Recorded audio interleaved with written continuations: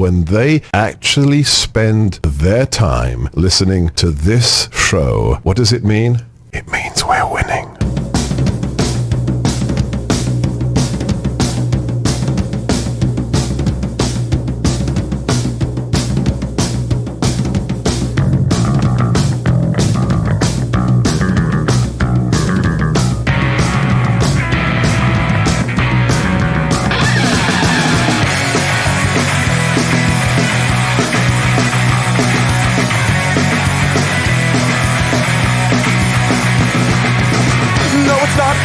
Didn't make it to the vault in a pool of blood from the police assault. No revolution, instead your body beaten blue and red in a bright white light on the horizon instead. Then the napalm drops and the flames won't stop. The teacher's dead, preacher's dead, soldier's dead, cops. The napalm drops and the flames won't stop. The teacher's dead, preacher's dead, soldier's dead, cops. What you gonna do when no one comes for you? You better make a plan for the wasteland. So what's your plan for the wasteland?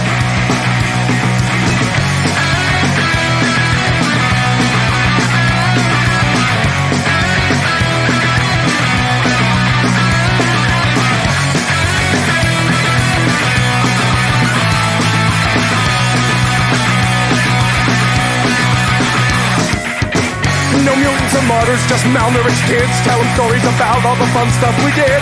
No gas for the car and no shells for the gun. So sit back, relax, let the cannibals come. You wish they were zombies, but there's breath in their lungs. Breath in their lungs.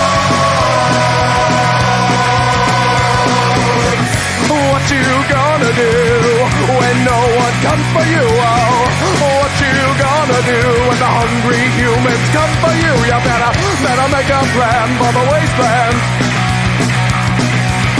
So what's your plan for the wasteland? What's your plan for the wasteland? What's your plan for the wasteland?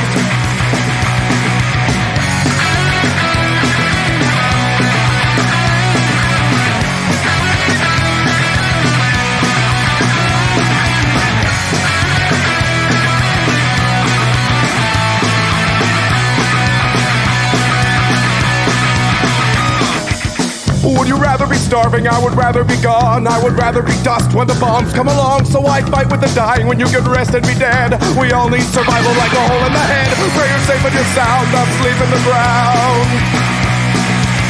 Pray the first fucking target in this quaint little town. When the gas came you choked, when the fun came you drowned. What you gonna do when no one comes for you? Oh, what you gonna do when the consequences come for you? You better make a plan for the wasteland.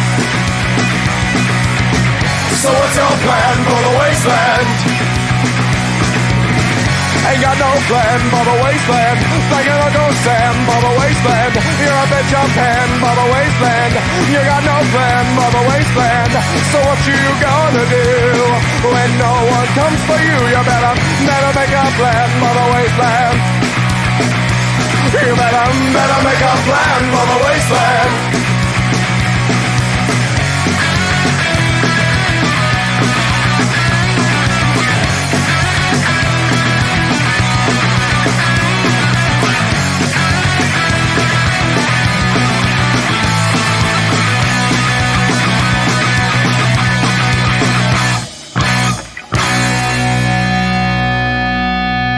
Hey everybody, welcome to the Plex. We do this show live every Sunday, 7 to 9 p.m. Pacific and beyond into red light. Tonight we're going to do an extended version of the podcast because I didn't really have time to sort through stuff and put together upfront hour stuff.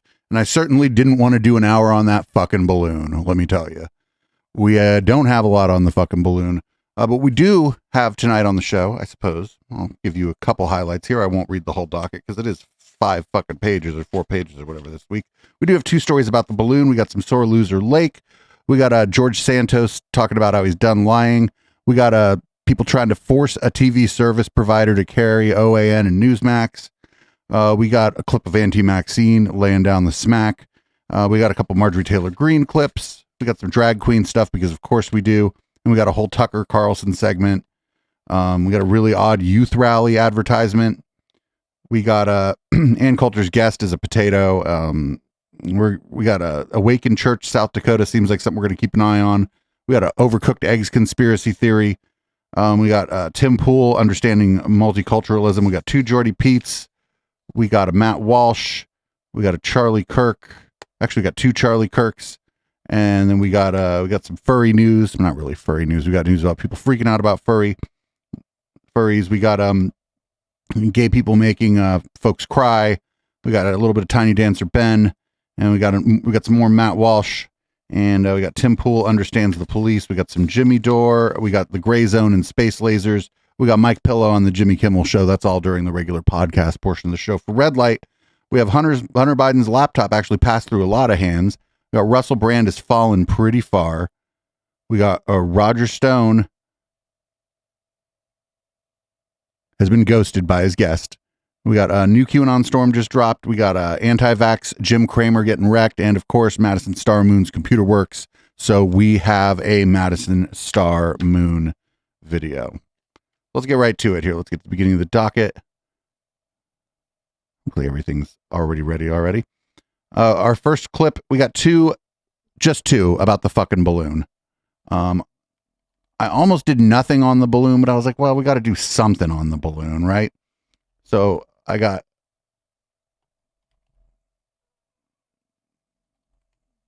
of course, Twitter's acting weird. Hang on a sec. This is live, as you can tell. But we got one story about the balloon. This is this balloon should have never been able to pass through the Pacific Ocean. Oh, and I got a story in Red Light about the balloon that was like a late addition from Youth Decay. Somebody try to help me remember that, because it was a funny clip about the balloon. Anyway, here we go. Here's something about how the balloon, clear violation of our sovereignty, the balloon. What is your greatest concern as we track something that is the size of 3 buses now that China says was taken by wind that we can't substantiate? Wait, what? Well, I have concern. What do you mean we can't substantiate? What the coming in hot with we can't substantiate the wind? Yeah, you can. And this is going to be another example of the Biden administration's weakness on the national scale. I mean, you look at what happened in Afghanistan. That hurt the reputation of America's military strength. That hurt the reputation of our commander in chief. And now we have China clearly playing games with the United States. This balloon never should have been allowed to cross over into the past the Pacific coast under the continental United States. Never should have happened. My concern is that the federal government obviously doesn't know what's in that balloon. Air. Helium. Some gas that is lighter or less dense than the air. And then we got one more on the balloon. Yeah, the balloon has the gay bomb in it. That's right. It's actually the balloon. It turns out Hunter Biden's laptop's in the balloon. Here's a Cocaine Don Jr. talking about the balloon and Hunter Biden's laptop.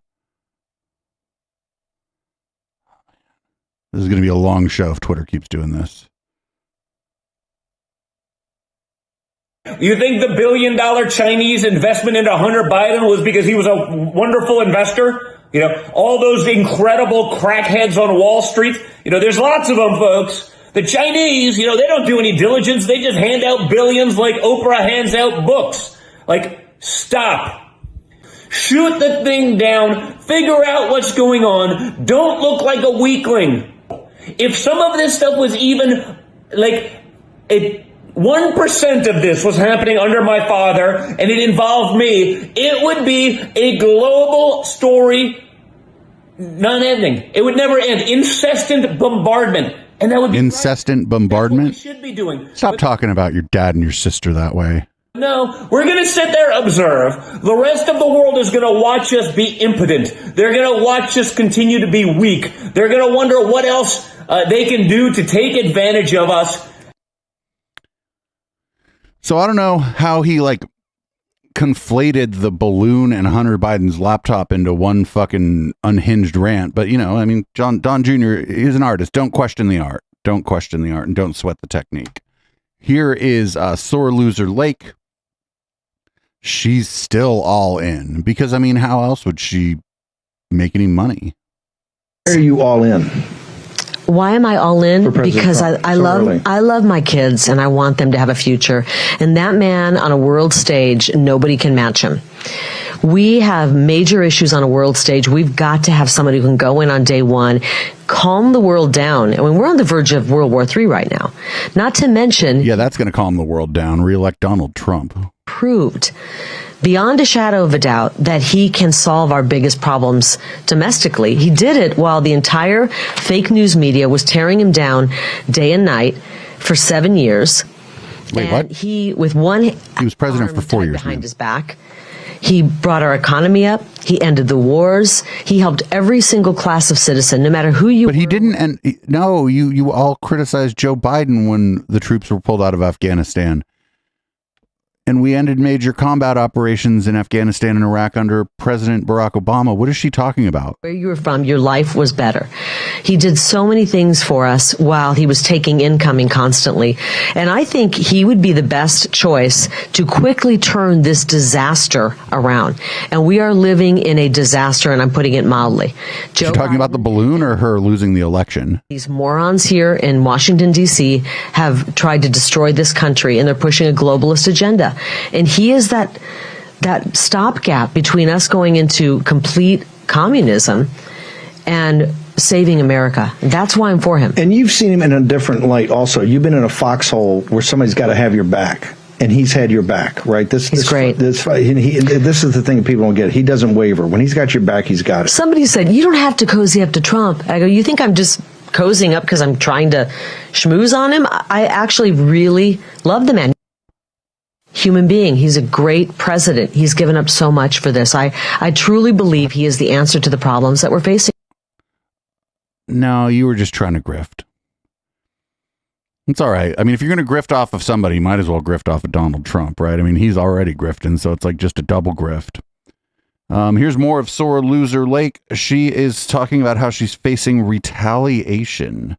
This is almost certainly about she's under investigation because she released screenshots or scans of some voter information that shouldn't be out there in one of her posts where she was complaining about problems with the voting system.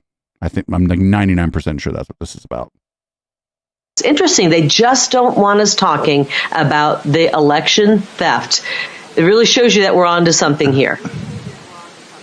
No. Here's what happened. They saw that rally and they go, oh my God.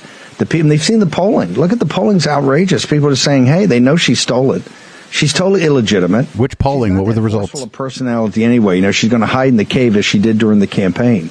But and they've got some bad hombres in the AG's office, and I mean they've been staffing up over there with killers. Yeah, the AG's and office. they understand to stop Carrie Lake. They're not going to be able to play conventionally. I mean, this is outrageous. You're sitting there in a court case, and they're going to come after you with criminal charges. Am I right? Is that what? Well, if she broke the law, then yes. Your understanding is they're going to try to criminalize this? Yeah, class 6 felony. They're going to try to go after me for telling people about these bogus signatures, hundreds of thousands of them. Yeah. I mean, you can talk about the bogus signatures or the signatures that you believe are bogus all the time, but there's certain like voter and election information that is private, that is not, you can't release it. I suppose a news organization might be able to release some of this stuff, but not like you as like, and it makes you look bad in your court case anyway. Well, from one liar to another, we're moving on to George Santos here. George Santos has learned his lesson. Gonna stop lying. So it first was, I never lied. And now it's like, oh, well, I've learned my lesson. I'm not going to lie anymore, which is probably a lie. I mean, based on past evidence, I'm sure that this right here is a lie. Let's see. Look, Joe Biden is a 40-year-long career pathological liar. He's the president of the United States. That does not make it okay to lie. And I've learned my lesson, and I can guarantee you that from now on, anything and everything is always going to be above board. It's largely always been above board. I'm just going to go the extra step now to double check, cross-reference everything. It's largely, well, no, what are you talking about? You like pretended to be on a volleyball team that you weren't on, which is a weird lie to tell. wasn't so much that this guy was lying, it's that his lies were weird. Like, he said he got injured on a volleyball team or some shit. I'm like, what? Why would you, like, of all the lies to tell, why would you tell the I got injured playing volleyball lie? That's a weird fucking lie. Anyway, he's on this during the same interview. He's going to be like, a lot of people want to create this narrative that I faked my way into Congress. The business of politics is littered at the highest levels with deceit, mistruth, corruption, of course, and this is kind of the time that you're now entering politics. So with that climate in mind, I guess, where do you want to start in your story, your upbringing maybe? Well, Caitlin, look, I come from a humble beginning. I've always said that. I thought your mom was a fucking, like, an investment banker and like was the first female investment banker or some shit. I grew up in abject poverty in Jackson Heights in Queens, in New York City. People like me aren't supposed to do big things in life. And when we do, it disrupts the system. And I know that a lot of people want to create this narrative that I faked my way to Congress, which is absolutely, categorically false. I've worked hard. I've built ground up a career through experience and through knowledge and through self-education. And volleyball. And, you know, I think it's amazing that I have to sit here and be spoken down to on a regular basis, yet again, by the media. You bought the ticket, buddy. He probably could have got himself elected in that district without all the lies, but I think, like, maybe he just doesn't know how to not do it. Like, because like I said, he told that really silly lie about the volleyball team. It was like stolen volleyball valor or whatever. Like, who to, like, pump up their own CV or whatever is like, I got injured playing volleyball. Like, who does that to, like, would you say that on a first date? Like, that lie to impress, like, your date or something? Like, this is weird. I don't know what's going on with this guy. Stolen Valerie. That's fucking funny. The people in the chat are funny. So we're going to move on here. Matt Gaetz is actually being asked difficult questions in this interview with Ari Melber. But unfortunately, I don't think he's going to get asked about Nestor, because that's all anybody really wants to know about Matt Gaetz, if you ask me. Is like, what the fuck is the deal with Nestor? Why did you basically buy a teenage boy from some lady? Just to be clear, you're denying that you sought a pardon for yourself? Yes, that's correct. Here's some of the under oath testimony from Trump insiders, and I know you've maintained a strong relationship with Donald Trump, but basically, we've got multiple people. The director of White House presidential personnel was a Trump loyalist, lawyer Eric Hirschman, Cassie Hutchinson famously. We could put this up. They all testified under oath that you specifically requested a pardon. And I'll play a little bit of the sound on this. Here was the lawyer out of these three discussing it in testimony. Take a listen. The general tone was, we may get prosecuted because we were defensive of, the president's positions on these things. As broad as you could describe. From the beginning, I remember he's from the beginning of time up until today, for any and all things. You mentioned Nixon, and I said Nixon's pardon was never nearly that broad. That's some of the testimony. To give you the benefit of responding, since I have you here tonight, here's what some others said in the hearing. MTG discussing just generally that meeting, and then others describing that. Take a listen. Said we've got to have a meeting. There's many of us that feel like this election has been stolen. On December 21st, some Republican members of Congress met with President Trump in the White House to talk about overturning the 2020 election. Mr. Gaetz was personally pushing for a pardon, and he was doing so since early December, advocated for there to be a blanket pardon for members involved in that meeting. I want to give you the benefit of responding to it, but I also want to take this process seriously. So respectfully, you have individuals who are not known to be coordinated. Let them respond. I don't like when, I'm going to let you respond. This is one thing I don't like that some people do. It's like, I'm going to let you respond to this, and then they just keep talking. Or they ask their question and they just keep talking. I don't like this. Let them respond. Give them time. Let them fucking lie on your TV show.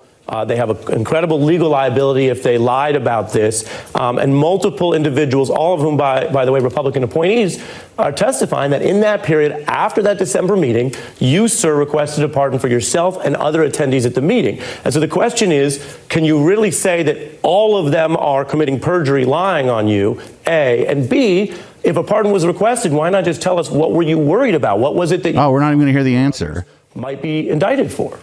Well, I mean, Cassidy Hutchinson is a known liar. There's testimony she's given. Yeah, she's a known liar. Man, whoever cut that clip isn't at fault, because Twitter only gives you 2 minutes and 20 seconds for a clip. But that fucking interviewer needed to just ask the question, be like, these people said you asked for a pardon. What do you say about that? But the fucking interviewer had to like grandstand, and we call it on the intellectual Dollar Tree, we call it the quest statement. He wasn't really asking a question. He was trying to make a statement. If he wants to make a statement, he can make a statement. It's well within his right. It's his TV show. But that bugs me. That bugs me. And I try to never do that with my interview guests, ever. Anyway, we're going to move on to the AT&T, their television service, which is like a pretty small television service. Most people have cable or just do streaming, right, for their TV. But AT&T is going to, they're not banning them. They're calling this a ban. They're going to remove the channels of One American News Network and Newsmax, or they have removed those channels. And this is from the state of Texas.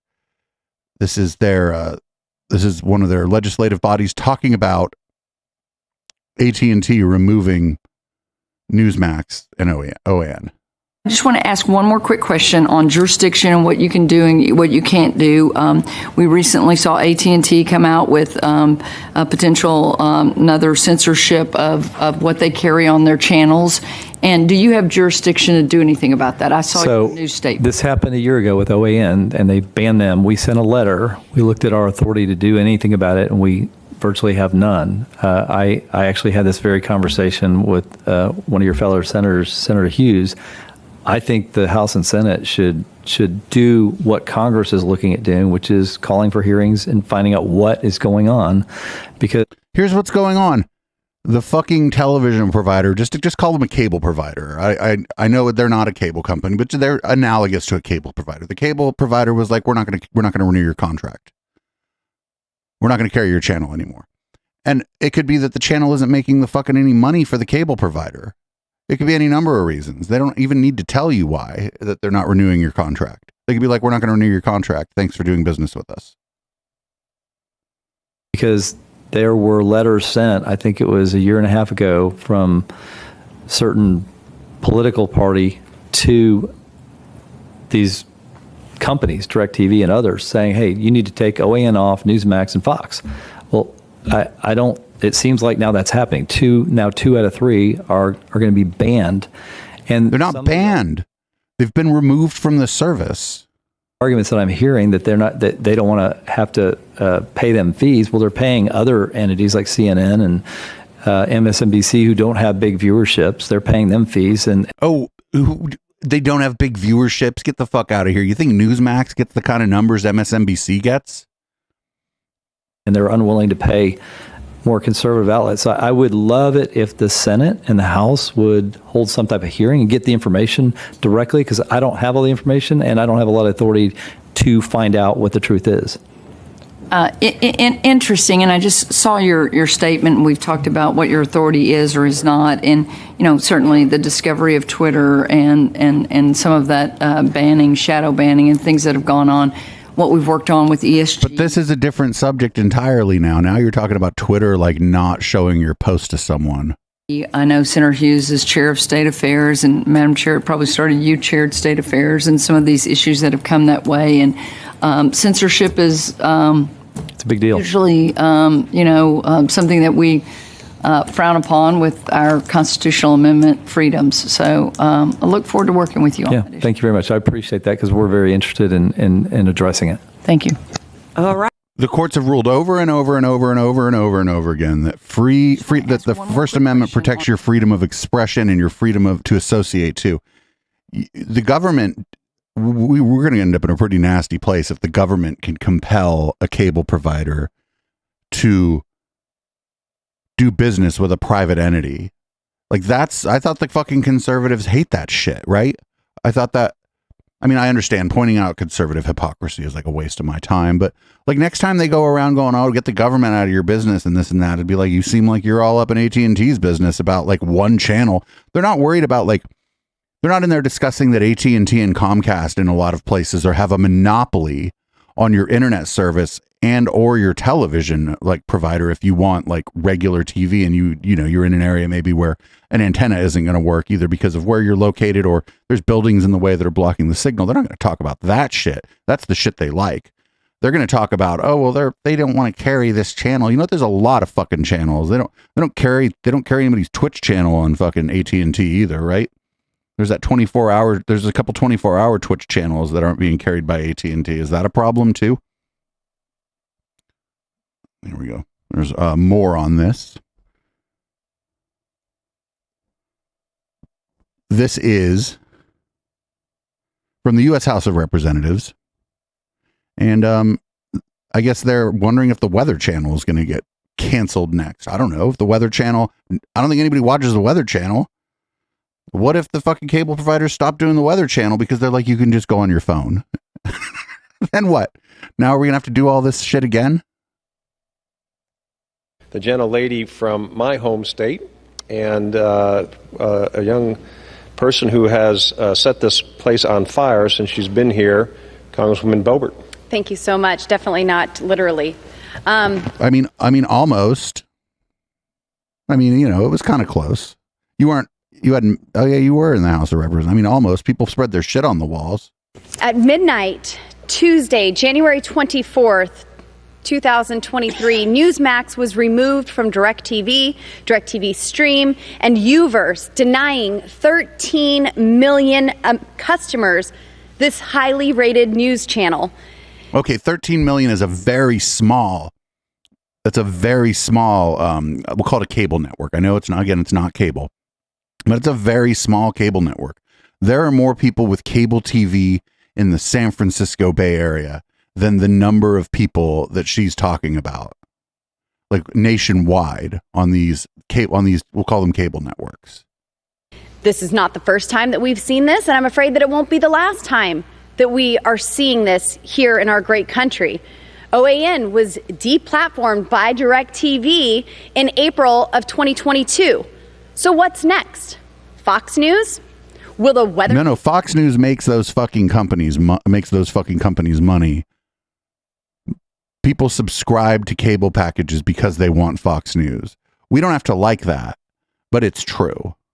Channel be canceled next if they refuse to bow to the left's altar of climate change? What about the History Channel? We see on a regular basis the left wants to erase history and deny truth. Well, that's fine because the History Channel just talks about Hitler doing meth and ancient aliens, okay? How about TBN? There has definitely been an increase in disdain and intolerance by many liberals for Christian beliefs, simply by saying we love Jesus. So is TBN next? What is TBN? Americans are tired The Bible Network? of cancel culture.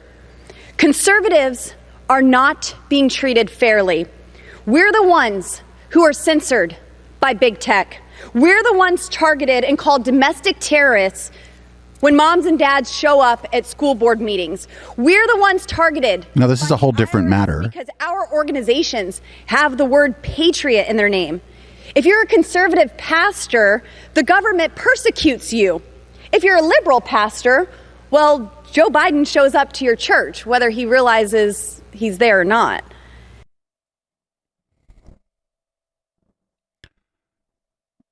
This network only reaches 13 million homes. And not for nothing, AT&T provided money, helped prop up. It was either OAN or Newsmax. AT&T was one of their major funders at the beginning. I think it was OAN that AT&T was helping fund. And I'm not confident that these networks are currently on Comcast or Cox. I said Cox. I'm not confident these networks are on there. So what now? Anyway, here's a washed-up actor, John Voight. He really loves Newsmax and is upset that he can't get it on the DirecTV that he probably doesn't have because he has Comcast, or Spectrum, I think, if he lives in LA, which is where he probably lives. My friends, we all love truths and good news, and that's what Newsmax brought to us. We were able to rely on truths. Now the left are taking it down. So we, the people of America, your cable provider is not the left. America should not be able to feel safe and see truths. Well, my friends, let us speak up now. Let us take our freedom of speech back, our greatest asset in the land of the free. The freedom of one's right to be and to see the lies put upon this country. It's a disgrace. This Biden administration is a continuation of Obama's lies. Let us bring our country back to her full potential. Let us pray that we are heading to truths once again. Because, my dear friends, President Trump will accomplish this task from where he was taken so abruptly by this lie. We the people, let us all stand together for truths, for glory, for love. And let us remember the words for Newsmax. Hopes. We the people, the glory of one love, and liberty and justice for all. God bless. I can't wait till there's hearings in like the House of Representatives where AT&T has to send a representative there, or the DirecTV, division of AT&T has to send a representative there, because they'll be like, we understand that you removed One American News Network and Newsmax, and they will go, yes. They will go, well, don't you think that was wrong? And they will go, no. If we thought it was wrong, we wouldn't have removed them. Why, blah, blah, blah, the left. They go, no. We just didn't renew their contract. They go, why? And they go, this is none of your business. That's what I would send someone there to tell the fucking House of Representatives, that it's none of their fucking business who I put on my fucking cable network.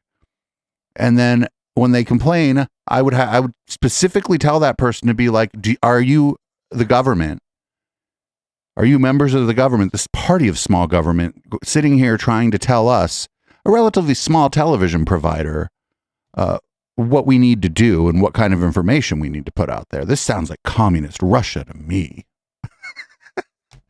Nobody has the fucking stones to send someone there to do that, but they should do that. That would be great. Because it would be very funny. And there'd be nobody to root for, but it would be a let them fight moment. But if these hearings happen, they're going to be great. I bet Justin Freakin, check out Justin Freakin's channel.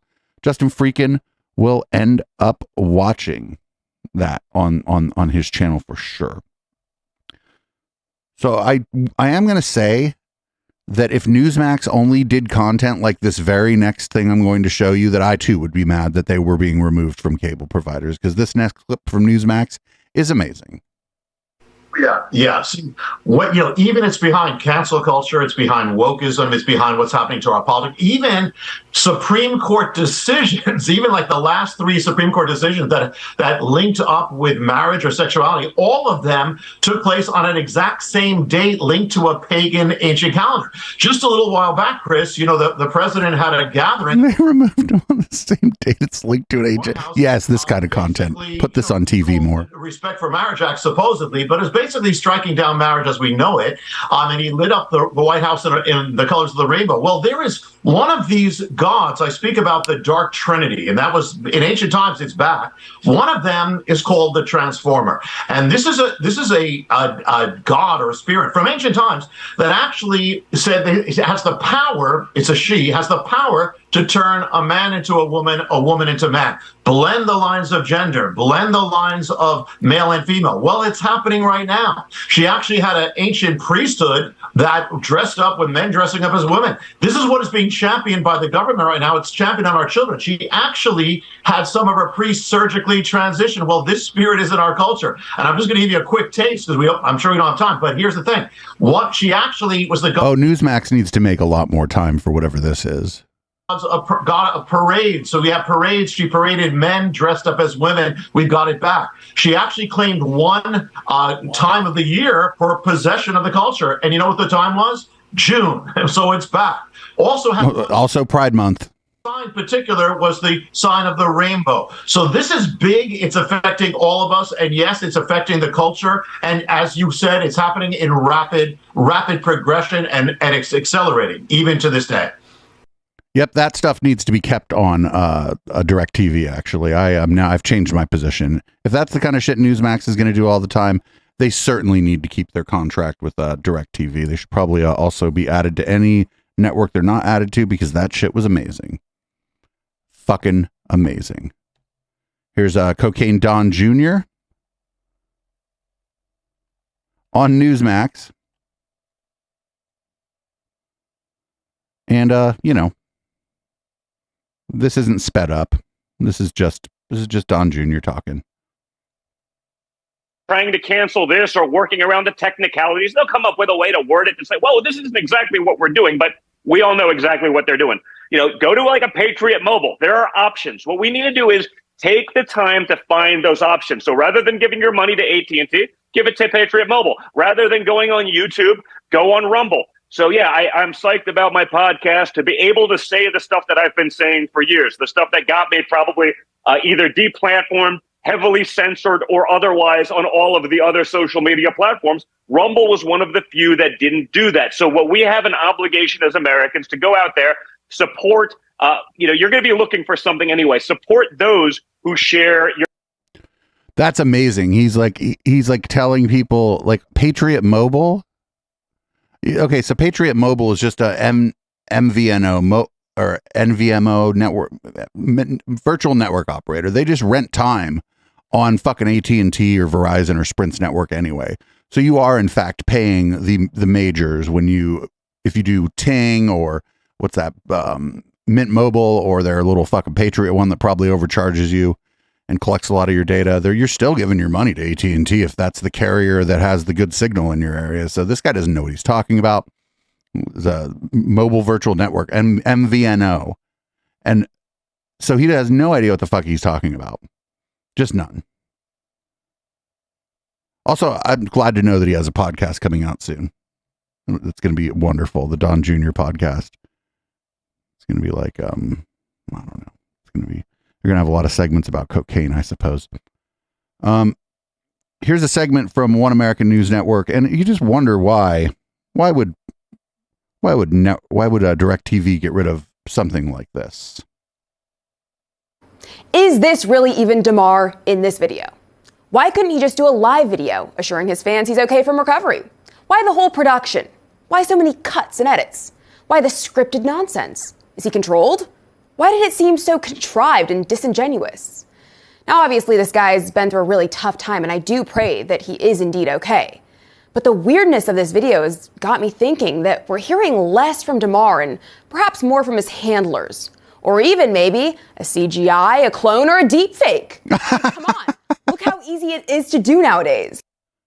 That was the most just asking questions thing I've ever heard in my fucking life. It's all a deep fake. It's a clone. A clone? I mean, a clone?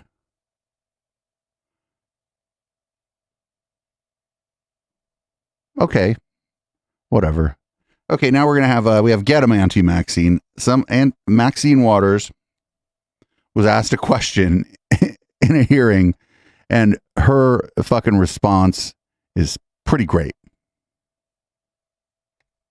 The fact that this isn't passing on suspension just says everything about my friends across the aisle, that you can't condemn socialism. I mean, in your opening remarks, you were talking about Putin, Kim Jong-un, and Xi. You know what they all have in common, right? Trump. Trump?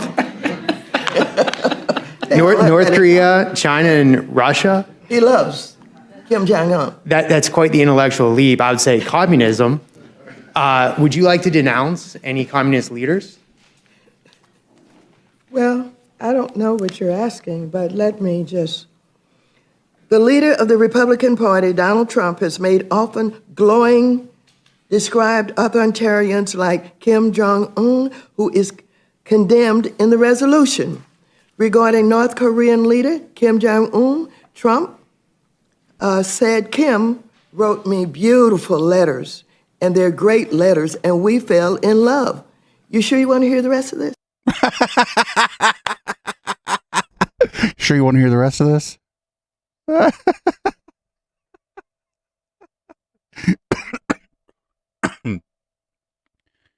She hasn't smacked anybody down that hard since she, what was it that she claimed, Michael Trackey or whatever, claimed that she had assaulted him, if you remember that. But that was pretty great. She's I love, do you want to hear the rest of this?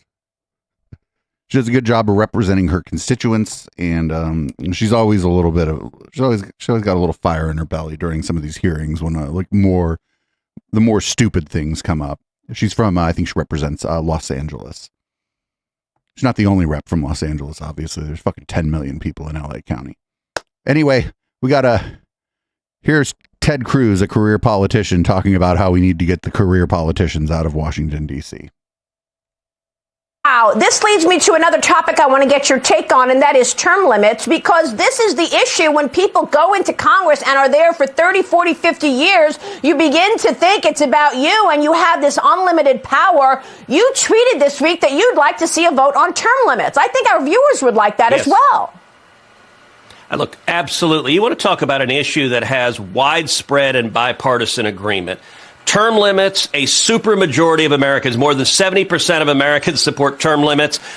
More than 70%. And don't run for re-election. More than 2/3 of of Democrats. Be about it. More than 2/3 of independents. It's a massive support. There's one group that doesn't support term limits, and that is career politicians in Washington.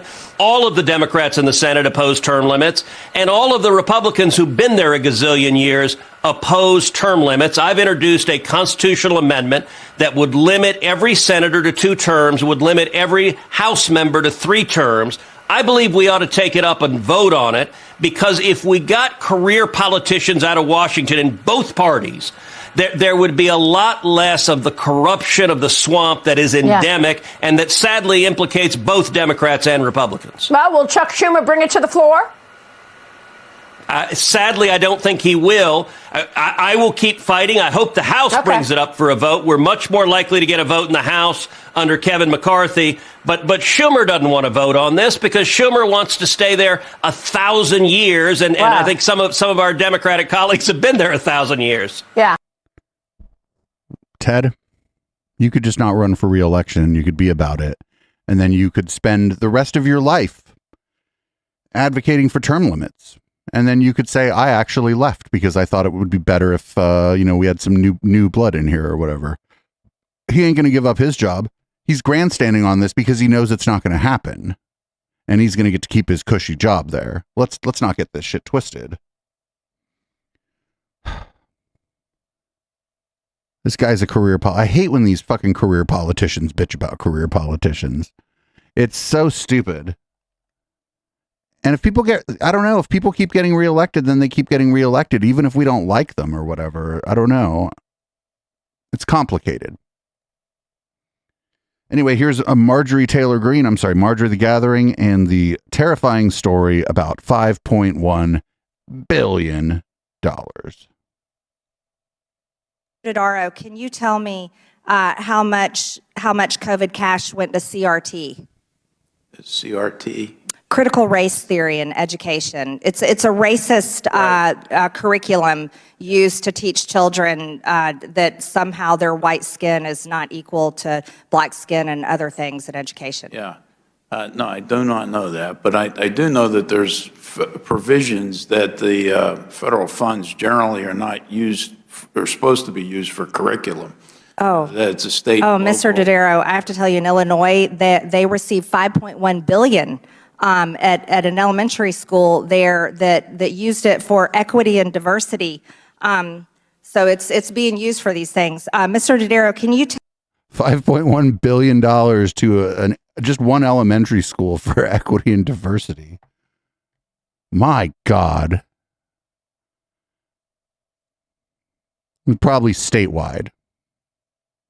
And it was probably like equity and diversity were like among the things that money was probably allocated for. She's wrong, says someone in the chat. You don't say.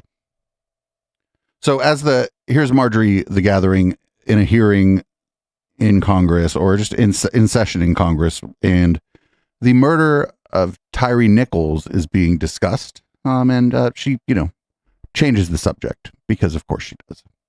And it was tragic and extremely difficult to watch. I would also like to point out that that city is Democrat controlled, and the 5 officers that have been arrested and charged are black. And I think that this isn't an issue of racism or anything. Okay, so anytime they say a Democrat controlled city, you have to understand that there's no major city in the United States that is controlled by the Republican Party. So any problem that any city has can be conveniently foisted off on their political opponents. It's dishonest. There are cities where there are nonpartisan, like elections or whatever. There are cities that even have a Republican mayor, but those cities that mayor has to deal with a city council that's almost all Democrats every time. So this is bullshit. When they do this, it's bullshit because there's no big Republican city to compare it to. Thing like that, I think that the judge and the jury and the trial needs to work out what happened there. But I share that with you. But I'd like to also point something that I'd hope you share with me.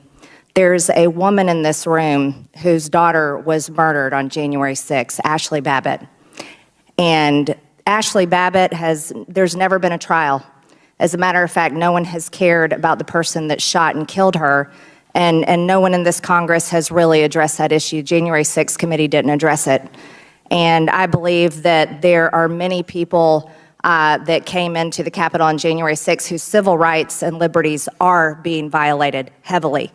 And this committee will, I hope, Mr. Chairman, look into those civil rights abuses because they're happening in a jail right here in this city. And I hope Ms. Norton will care about that as well. We watched the footage on January 6th right here on this network. I mean, I was sitting 8 miles away in a denser part of town. The people who were there, like the other people who had stormed the Capitol, were yelling at her to not keep going. They were yelling gun. And this was a person in a suit in a government building. I've said this a million times. I'll say it again. If you're in a government building and somebody in a suit points a gun at you, they're going to shoot you. That's just what happens when a person in a suit in a government building points their gun at you. If you don't do what the fuck they say, stop moving, lay on the ground, they're going to shoot you. Is that right or is that wrong? I don't know. It's not an ought, it's an is. This person was on a security detail, I believe, for the Speaker of the House. They weren't no fucking regular Capitol Police. They were on a special security detail. She was like, oh, we don't know anything about them. Their name is a matter of public record. I don't remember it. But we know their name. They just didn't commit a crime. There's no trial to be had. Do I wish it would have gone down another way? Well, yeah, I wish that whole fucking day would have gone down another way, but it went down the way that it went down, didn't it?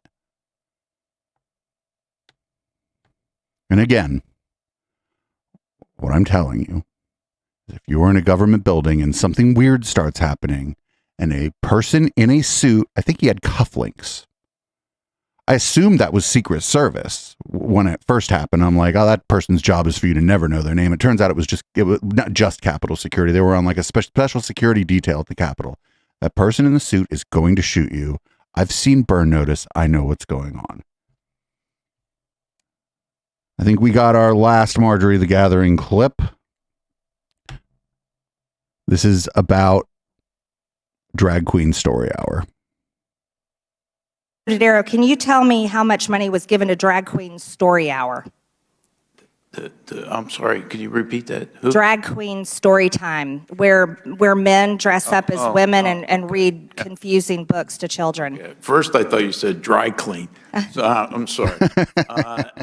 No, I don't know the answer to either one of those two. We need to look into this, and I urge you to do that. Bradbury Sullivan LGBT Community Center in Pennsylvania received $16,000 for drag queen story time from COVID cash. I think this is an issue that needs to be looked into. A lot of this money went to things that it should have never gone to, and I thank you so much, and I yield back the remainder of my time. So the answer was none. And she was like, she just wanted to like grandstand on the drag queen story hour because she knows she can. And she knows it'll like get her on, she knows it'll get her on the Plex, honestly. I mean, I think a lot of these people do things just to get on my docket. And like, cause a lot of what they're doing doesn't make any sense otherwise, unless they know they're going to be highlighted here on Sunday. Now we're going to move on to the Tucker Carlson segment. There was a fire at a poultry farm, and apparently this was planned. It was a false flag. There was a connection between the media and the Biden administration to, I don't know, start a fucking fire at a poultry farm. Here's old Tuck. Because the Biden administration tracks a lot of things, the things that it cares about, the race and ethnicity and sex life, for example, of every person in America. Do we have enough trans-Pacific Islanders playing woodwinds in major symphonies?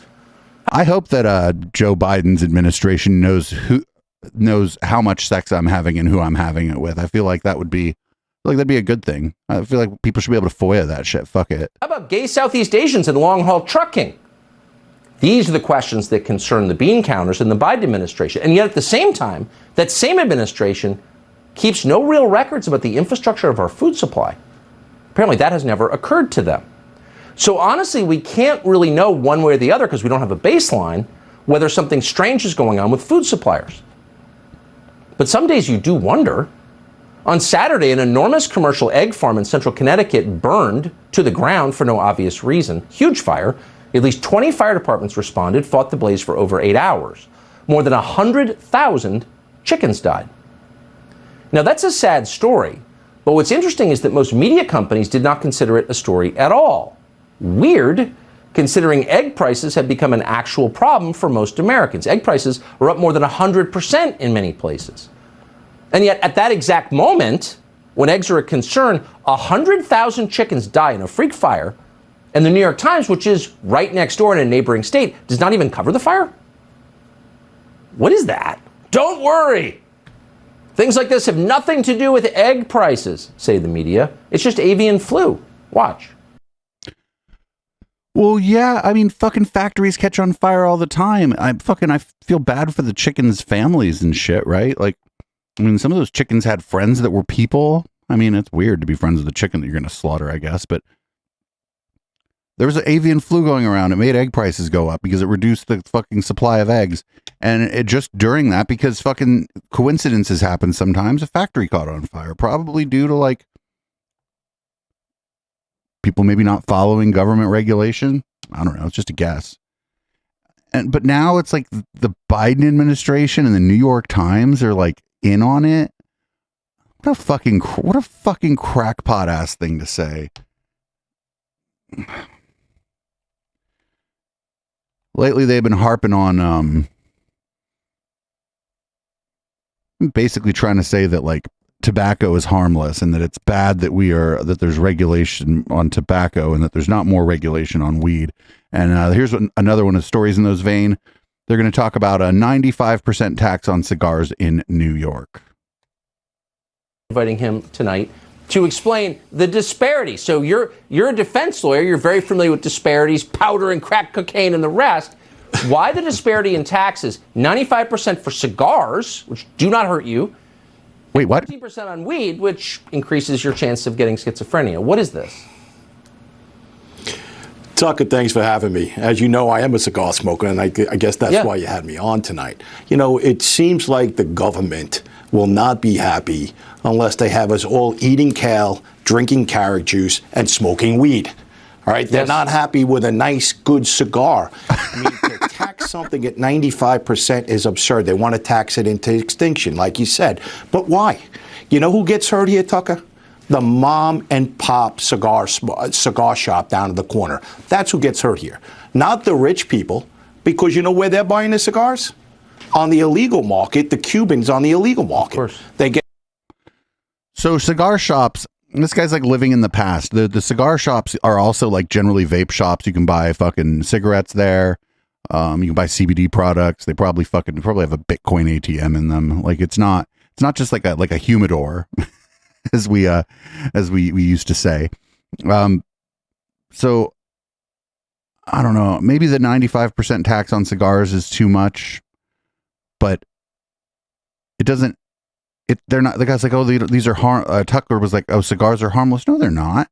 You're inhaling smoke. It's bad for you. I smoke. I don't smoke cigars. They're kind of nasty. Like whenever there's a wedding or something, they're like, do you want a cigar? And I'm like, no, but they're not harmless. But again, I don't not smoke the cigar because I think it's like extra harmful. I just think it's gross. But people aren't buying their cigars from like some mom and pop shop. And cigars are like a special occasion thing. And I wonder, does that mean blunt wraps like cigarillos? Like Swishers? Are they 95% tax on the Swishers? Because I know a lot of people who'd be pissed off about that. That guy didn't have no Swisher Sweet in his hand. That guy had a big chopper of a cigar in his hand. And we got one more Tucker. No, we got two more, actually. Here's Tucker on police shootings and Michelle Obama. We got two videos here. Here's the first one. So clearly the Democratic Party needs a new emergency, at least until we start sending ground troops to Ukraine and the population becomes suitably hysterical again. So because they need an emergency, they found one. And the new emergency turns out to be the old emergency, which is white racism. Now, unfortunately for the Democratic Party, white racism is one commodity like cedar boards, that's getting harder to find.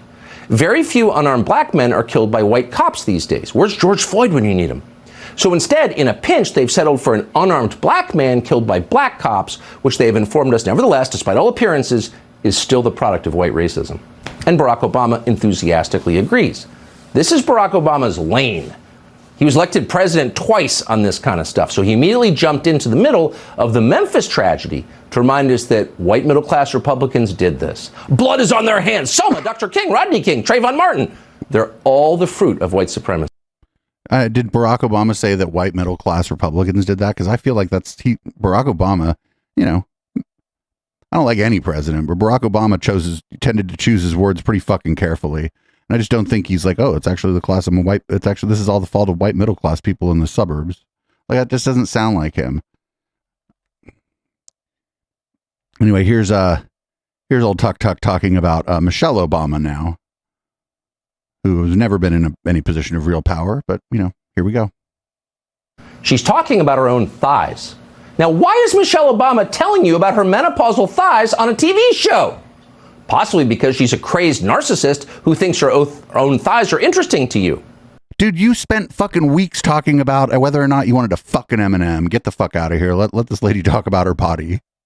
And that's, of course, true. But there may be other reasons. Consider that today's Washington Post expressed deep dissatisfaction with Joe Biden's current heir, Kamala Harris. Now, Harris is a woman who cannot even consistently pronounce her own first name. And she might not be, as the Post suggests, up for the job of leading this country. Okay. Whatever. That was like a completely vapid and empty clip. We got one more Tucker, and then we're going to take a break, actually. I'll play a song because I got to go to the bathroom. Take a break and get to the rest of the docket in a minute here. This is 4.5 minutes or almost 5 minutes of Tucker Carlson claiming the Biden administration is trying to criminalize memes and political satire. So almost no one was paying attention to the early actions in the Biden administration. Biden gets inaugurated and the media spend the next year talking about how great Biden is. So very few people noticed that just a week after the presidential inauguration in January of 2021, Biden's FBI arrested a 31-year-old man from Vermont called Douglas Mackey. Now, according to the DOJ, in the charging documents, Mackey's crime was making fun of Hillary Clinton on the internet. 4 years before he was arrested, Mackey made an internet meme joking that it was possible to vote for Hillary Clinton by text message. Not a single person in America, and DOJ has not shown differently, believed that Mackey was serious or that you could vote for Hillary by text message. Wait, no, if you're part of it, no, that's against that's fucking, if you're part of like a campaign or like a super PAC or a lobby group or whatever, and that's a fucking, if you have anything to do with the election, that's illegal. It's just like it's illegal to fucking send out mailers saying to like people you believe are going to vote for your opponent, saying to vote like the week after the election is. That's fucking, there are laws that govern certain kinds of speech around elections. He wasn't subverting democracy. He was calling Hillary voters stupid. And the DOJ knows that. Every person knows that. Jokes are not crimes. But the Biden administration is trying to send Douglas Mackey to prison for years. We've been trying for a year to speak to one of his lawyers because this is one of the great outrages of this story. James Lawrence is one of Douglas Mackey's lawyers, and we're happy to have him on tonight. Mr. Lawrence, thank you so much for coming on. This is such an obvious violation of the First Amendment. This is so clearly totalitarian. How did it get to this point in the court system? Well, first of all, thanks, Tucker, for having me on today. Tucker didn't mention what this person's job was. Discuss this important case. And as we've argued in court filings, we believe that this prosecution represents a significant escalation of the government's regulation of speech under the banner of policing so-called disinformation.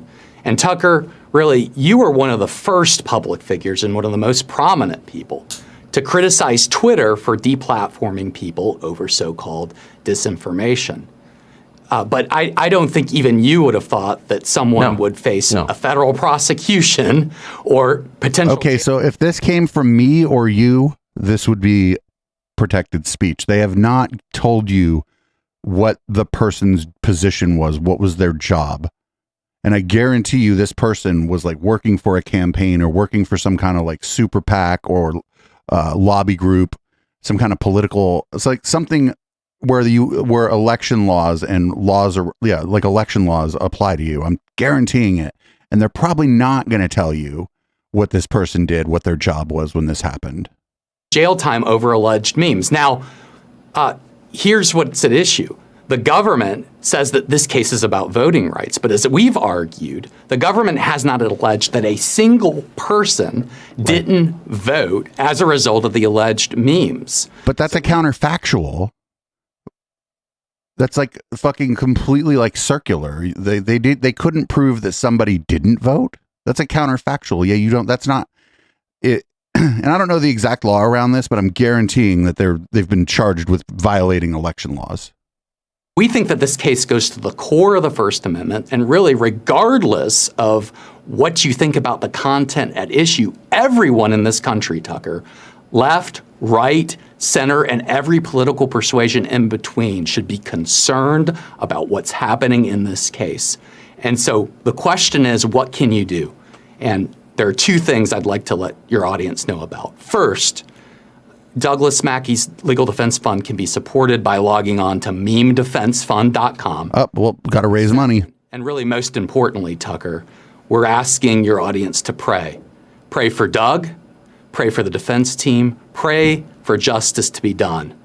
As for Doug, I can tell you, Tucker, he has great faith in God. He also has faith in our system of trial by jury, which our founders gave to us in the Bill of Rights. I can also tell you, for me, it's a privilege to be on his defense team. Wait, may I say, I just want to make one thing completely clear. You've said it, I've said it, but I just want to restate it.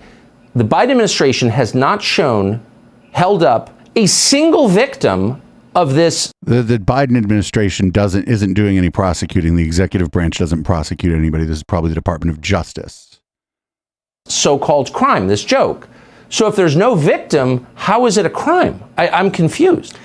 But you're the lawyer. Well, the government's position is that merely the conspiracy and the intent to interfere with one's right to vote is enough under the statute at issue in this case. What's that statute? Of course, if the government's theory is allowed to prevail, the Pandora's box that could be opened with respect to the chilling effect on speech, it just can't be really overstated. Any speech, we contend, Tucker, that could potentially land someone facing a criminal investigation and looking at potential jail time. We can't open this Pandora's box. The defense team in this case is committed to slamming the door shut on this theory. Hillary Clinton should stand up right now in defense of Douglas Mackey. This is being done in her name. You don't want to live in a country where politicians can throw you in jail for criticizing them. That's not a free country. No one's covering this because, oh, Mackey's a bad guy. I don't care. I don't care if he's Stalin. No American citizen can be treated this way, period. That's right. I appreciate I really do appreciate your coming on tonight. And by the way, he doesn't sound like a bad guy, but whatever, it doesn't matter, in my opinion. Thank you, James, very much. That's right. That's right, Tucker. Thank you. And I never do this during the podcast part of the show, but before the break,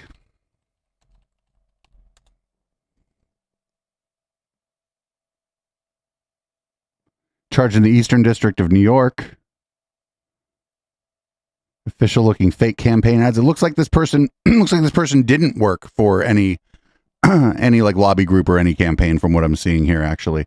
And if that's the case, I think this is going to get thrown out. I think the government's wrong. I assumed that it was something else just because they didn't say anything. This is just a social media influencer. I think this is going to get thrown out. And if it goes to trial, I don't think this person will be convicted because I actually don't think this is a crime. Anyway, I'm going to take a break. This is Nice Guys by NVS. We had Walter Campbell in for Local Love this past Tuesday. If you didn't check that out, check it out on the podcast feed, or you can also grab it on YouTube. And the replay is still available on Twitch for like another week. I'll be back in a minute with the rest of this here docket.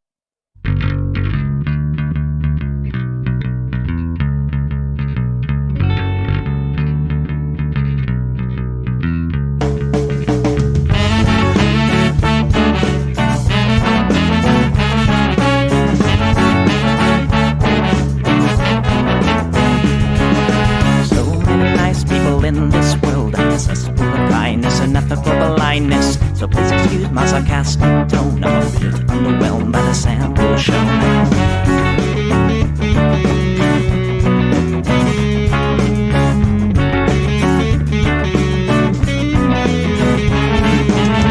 Mr. Bistro fraternity guy, you got my ass full of bloodshot eyes. Get drunk and fight every night. Idolize Bradley, belittle women's rights. Homophobic, racist, and don't give a fucking hey. Do you think you can drive a bigger truck? So wear your baseball cap to decide to let everyone know that you're a nice guy. So cool, we're so impressed. Lots of chicks in a barrel chest. Cause you're a real man. Punch for punch, gonna piss in your face while you're passed out drunk. I'm a nice guy, you're a nice guy. He's a nice guy, but all of your assholes. I'm a nice guy, you're a nice guy. She's a nice guy, but all of your assholes. Nice guys rule the planet. I just can't understand it. Conquer divine by deception and lies. Social Darwinism and an overdose of pride. I don't wanna hear it. Read into the lyrics, cause everybody gets their just desserts. As long as you remember that nice guys finish first.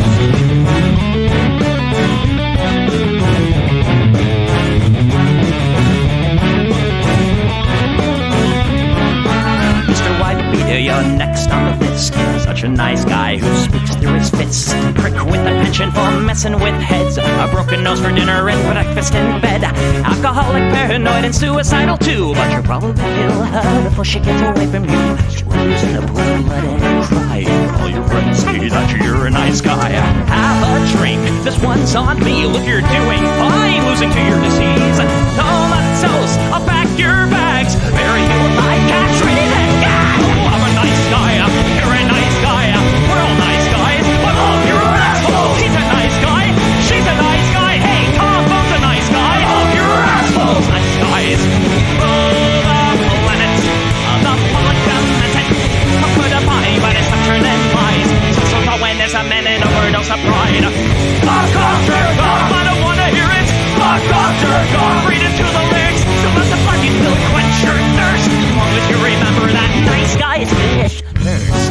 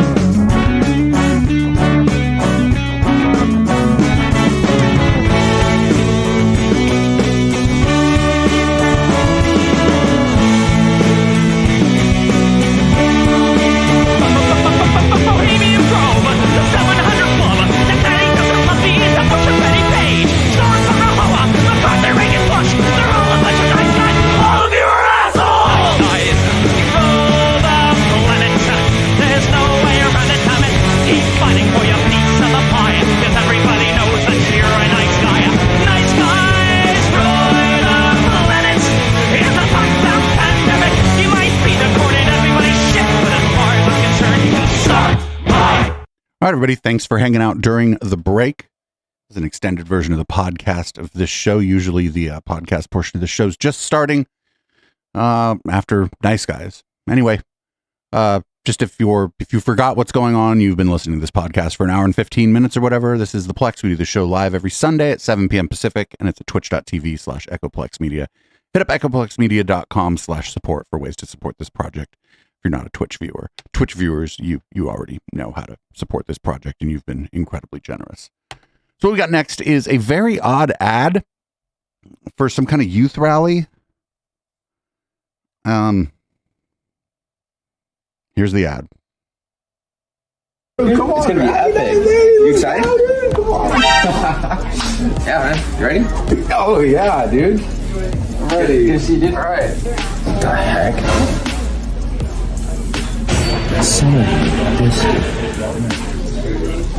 Yeah, dude. Rally night. We're gonna have Rex Crane there. Still ready for rally night, Jake? What the heck? Bro, you good?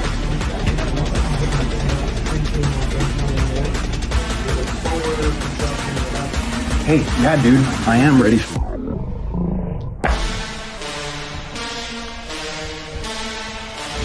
So am I. Hostile workplace.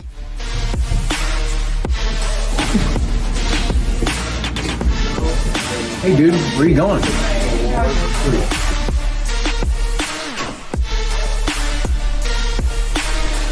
Awaken High School Youth Rally. Like, what the fuck? Like, that's a fucking weird ad, right? Like, that didn't make any damn sense. Like, it made no sense at all. Here's another bit of video from that same church. It's the Awaken Church in South Dakota. We're gonna be keeping an eye on these people. They seem like people that, you know, we need to keep an eye on. So this guy used to be addicted to pornography and cannabis, and apparently he joined this Awaken Church in South Dakota, and now he is no longer addicted to porn and cannabis, which is, I don't know. I get the impression this guy should smoke weed. My heart began to transform. And I remember someone prophesying over me, a pastor at this church, and I went up for a prayer, and they saw this vision of me, and they said, Cody, you know, all your life you've been moving around. See, I was raised with a dad in prison. I was raised by a single mom. I grew up a very unique life.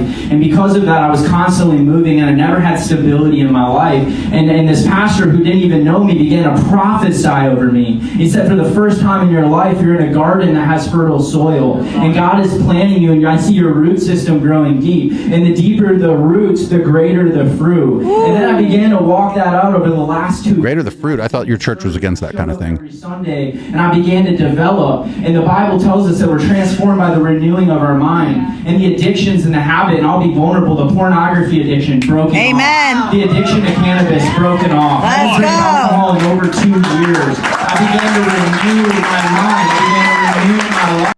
I think I was way cooler when he watched porn and smoked weed. That's just my opinion, though. He has big your rent's going up if he moves to your neighborhood vibes too. So last week it was actually this past Tuesday on Down Ballot, we covered some of the video that had come out from the attack on Paul Pelosi at Paul and Nancy Pelosi's house in San Francisco. Well, apparently David DePape, the guy who the person accused of the assault and battery at the Pelosi house, called a local news station, and the things he said were pretty odd. Check this out. What do you want to say? Because they as you know, they released the video earlier today. Yeah, I saw that.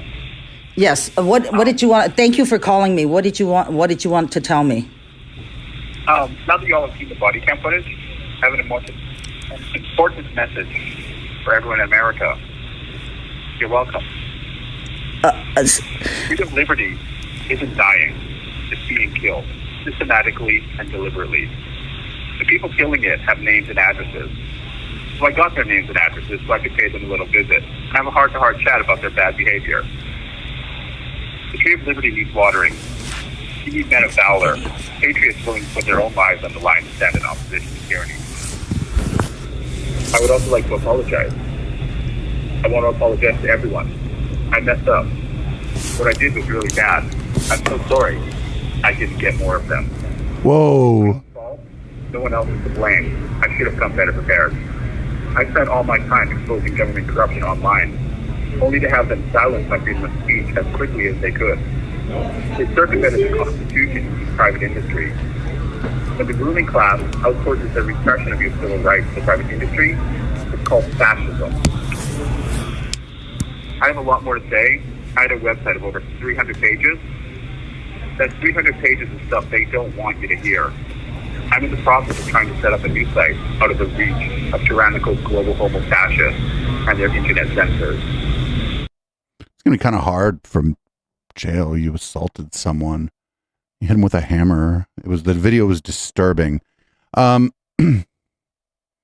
He's like, they're trying to silence my freedom of speech. Well, you clearly have freedom of speech. You're talking to a news reporter. You give up some of your rights when you go to jail, but you actually can talk to the press. You can send letters to the press. You can use your phone. You can use time on the phone to call the press. But when he said that he was sorry that he didn't get to more of them, this guy is just trying to make it so he's trying to make it harder on himself, honestly. I mean, it's going to be pretty hard on him anyway, even if the person isn't a public figure of note. If you go somewhere and beat somebody in the head with a hammer, you're going away for a while, dude. That's not a thing that we do. We generally think that's bad. So we're going to move on here. We're actually not really moving through this docket that quickly, so I'm going to skip ahead a little bit. We're going to move on to the overcooked eggs conspiracy that we saw this week. This is amazing. I don't know. I bet a lot of you didn't see this. This is people were overcooking eggs and then wondering why they were rubbery and claiming that they weren't real eggs. Walmart eggs are made of plastic. Made out of fucking plastic, man. Glue or some shit. I just think I'm finna make some breakfast. Do you remember when they were lighting the snow on fire to prove there were chemtrails? This is like that. This is on that level. Plastic. The whole top part is plastic. All this is plastic. I just cooked the fucking egg. This plastic. Keep watching. The only part real is this yellow shit. Even the bottom, this shit plastic. This shit fucking plastic. Look at this shit.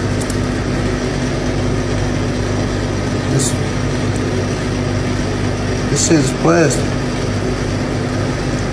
There is something up with the eggs. It goes well beyond just the feed and the yolk being on the outside. Something is up with the eggs. The yolk's not on the outside. This woman boiled them, and they came out this deformed with a internal yolk that's rubbery instead of pasty. Look at this crap. This.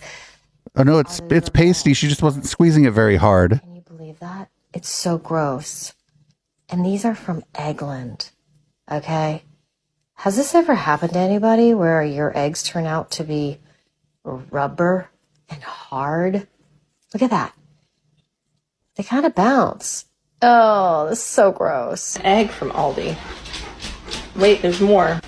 This is also an egg from Aldi. You don't know how to cook eggs. I'm a little suspicious of their food now. I felt Live, laugh, learn how to cook eggs. pretty confident about their food, but now, not so much. My God, these people just don't know how to cook. There's no conspiracy here. They just don't know how to cook eggs.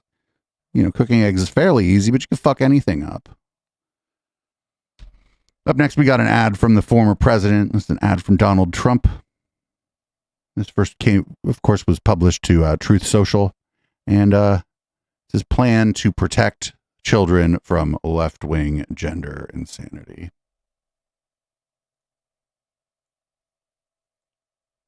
The left-wing gender insanity being pushed on our children is an act of child abuse. Very simple.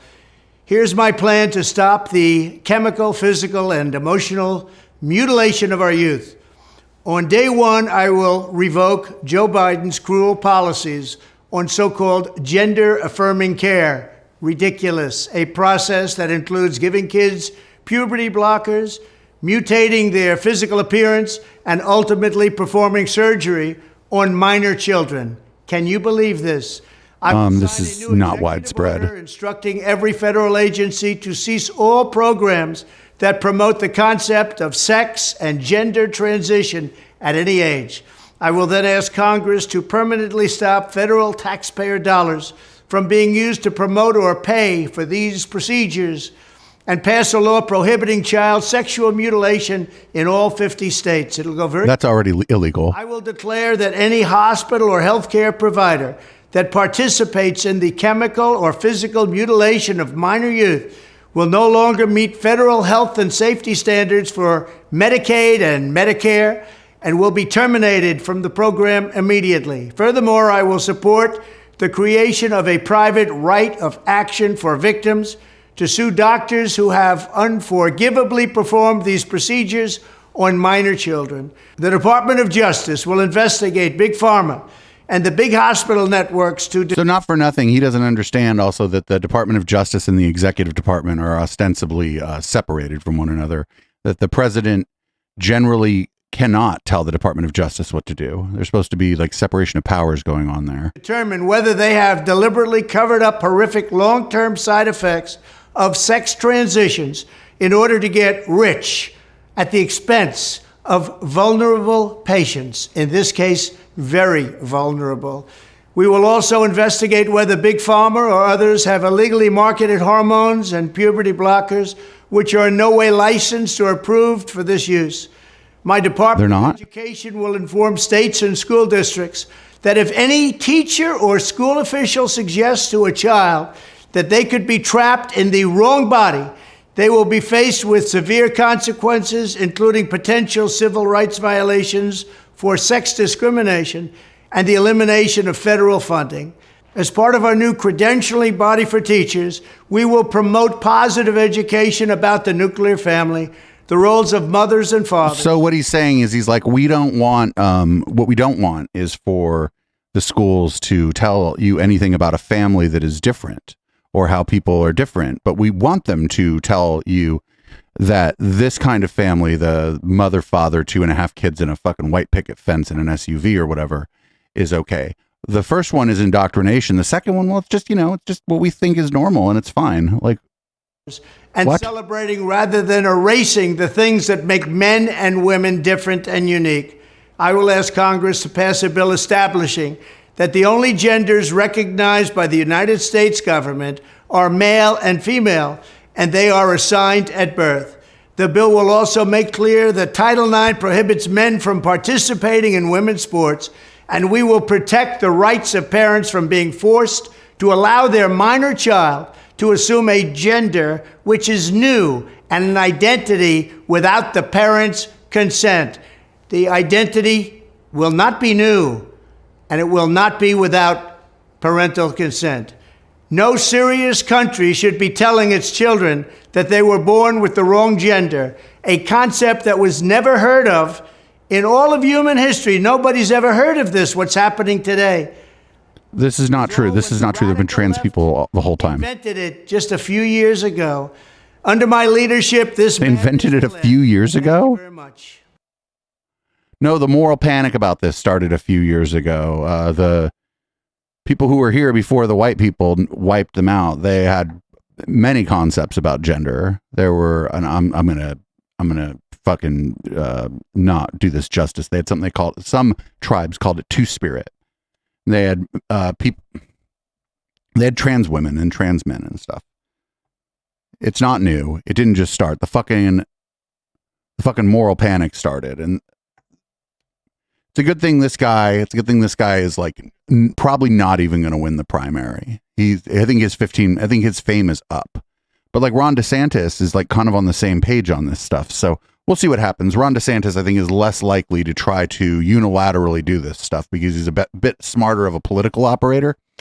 But we'll have to see. We'll have to see what happens. And fucking, this is like what? Over a year. It's over a year from now. So there might be a whole ass new moral panic. They might have forgotten about this by then. Who knows? Who fucking knows? So now we're going to move on to the even more infuriating part of the docket. Up, we got Tim Pool. Tim Pool is a multiculturalism understander. He's going to tell you what multiculturalism is going to do. can, but thank y'all for making sure I don't starve to death. And they say, oh, we got you. We'll see you at church. When you have a shared community and everyone has similar values and they have scruples, you don't need to worry about the exploitation. The problem is now. Yes, that's right. Nobody's ever been exploited by a religious organization. Have a dejected, fractured society, a culture that doesn't share values, multiculturalism. You know, they try to pitch this idea that multiculturalism is like everybody holding hands under the rainbow. No, that only happens when people share moral values. If you have one group that says they think being gay is a sin and one group that says they don't, there's going to be a conflict between these two groups. Thus, if you, like a society we have now, implement a system that is fairly libertarian and has social programs, I shouldn't say libertarian, it's fairly authoritarian over the past few years. But if you implement these social programs, people will exploit it because they don't care about you, they don't know you, they've never talked to you, and they will take from you whatever they can. And that's... Which people? It's a sad indictment of humanity. But the reality is cohesive culture is what makes everything work. So I'm not sure it's left or right or whatever. That's meaningless to me. What matters is, does Whoopi Goldberg have strong moral fiber? I think the answer is she does. Really, I do. I think if you went to someone like Whoopi Goldberg and said, do you want to see someone hurt? She'd say, no, of course not. The problem is she's also on the back end of the bell curve. Low information voters. Whoa. Just all dropping the bell curve. All right, Tim. I mean, I know what he just said. He said low information voters, but viewers of the Intellectual Dollar Tree and listeners to the Intellectual Dollar Tree know exactly what he's talking about. The choice of the bell curve was a deliberate one. If anybody doesn't know, the bell curve is a book, a widely criticized book written by Charles Murray. People who will defend the book will tell you, oh, there's only like 3 chapters on race and IQ. But the problem is when he brings the book home at the end, he's talking about how certain people, certain groups just have lower cognitive capacity and it's dragging down society. And so, you know, bringing up the bell curve, we know what he said. He was saying that she's low intelligence, and his like calling up of the bell curve would lead one to believe that he means because she's black. I don't know how smart Whoopi Goldberg is, and I'm not sure that there are accurate ways for us to measure necessarily how intelligent someone is. Because, like, if you give somebody a test or whatever, like, did they have breakfast? Are they feeling a little under the weather? Like, are they nervous about the test? All kind of shit's going to affect your ability to take a test. So it was a choice to evoke the bell curve. There's a really good episode of the Intellectual Dollar Tree. It's called Who Boffed the Neanderthal? I'm not kidding. That's what we called the episode. It's kind of a funny name, but the episode's a fairly serious episode about we kind of interrogating the ideas of Charles Murray and his career and the bell curve specifically, and how people like Sam Harris have sort of laundered these ideas. Speaking of people who launder ideas about race and IQ, here's Jordan Peterson. He is going to just do just asking questions about the vaccine, because of course he is. He's going to, we don't know anything. We don't know these things. It's at a Daily Wire event, and it's interesting that there's what I believe to be Russian subtitles under. I don't know for sure if that's Russian. Vaccines killed more people than they saved. You actually don't know that. Well, no, we don't know that because we didn't have time to do the studies. Okay, that means you don't know it. And things go wrong badly. Now, I don't know if you know this, but you might, but there's been a substantial spike Hebrew. I didn't know that. Mortality in Europe in the last 5 months. Like in Spain, it's 36% above normal. Why? Well, there's 2 possible reasons, and I don't know which of these is true, and there might be other reasons. One is the vaccines are killing people. Now, I doubt that, but it's possible. Okay, now, the more likely cause, I believe, is that because we prioritized COVID lockdown above all else, we stopped people from receiving necessary medical care on all sorts of fronts, and we stressed them 3/4 to death. And so now a bunch of them are dying. And my suspicions are if we did the all-cause mortality analysis with any degree of propriety, we'd find that the whole lockdown process, I suspect it'll kill 100 people for everyone it saved. That's my guess. Now, that's a guess. This is jacking off, JAQ, just asking questions. We don't know. And also, he said, if I'm not mistaken, he said over a 2-month period, there was a 36% increase in all-cause mortality. Is that compared to the 2 months before it? The same 2 months last year, the same 2 months 10 years ago? Because it might just be a fucking anomaly, and then it'll just go back to normal. Maybe it'll drop lower than it was before after that. I don't know. It seems like there's a high chance that what he's describing is an anomaly. Just because something's out of the ordinary doesn't mean that there's some fucking nefarious cause for it. We talk a lot about conspiracy communities around here, and conspiracy communities, a big thing that conspiracy theorists do is they go anomaly hunting. They just go find things that don't seem right and be like, aha, that's the smoking gun. It's like, well, no, that just doesn't seem right to you. You know, maybe it didn't seem right to me either. That doesn't mean that there's any conspiratorial or nefarious explanation for what's going on. Just something doesn't seem right, something out of the ordinary. Fucking, I bet an anomaly happened to me yesterday, and I fucking forgot about it. Anyway, here's more Jordy Pete. He's doing a sexism on what appears to be a British TV show. Maybe you just think that women should be equally represented in the decision-making fora of our nation. Maybe that's really just about having proper equality in a body that's meant to be representative. Well, I do believe that women should have... I don't understand your question, I guess.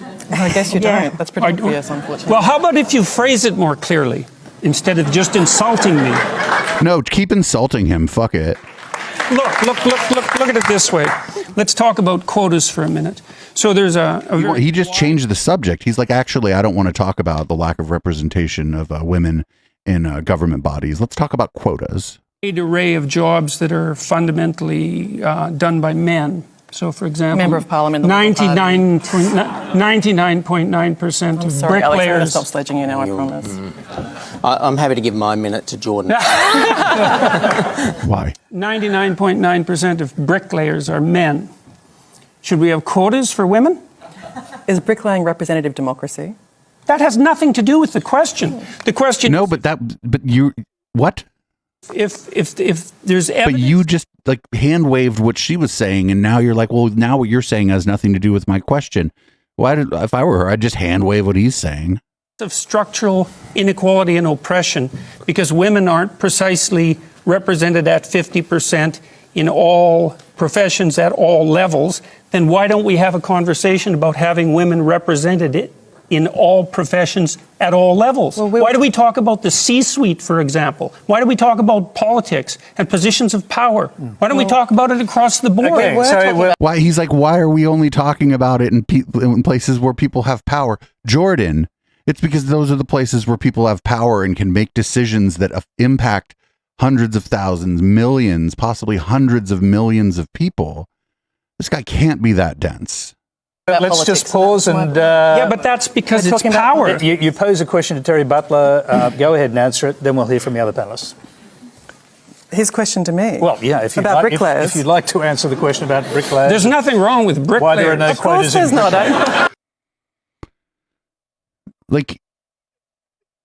Her answer was, well, that's not representative democracy. She's right. And working with your hands is a fine thing to do. But that's not the same profession as being like a government representative who gets to vote on policy. He was like, oh, exactly 50%. I don't think anybody's talking about exactly 50% either. I just want to see it get a lot closer than it is. My God. Here's Matt Walsh. Up in the ante on the anti-queer blood libel moral panic that's been going on.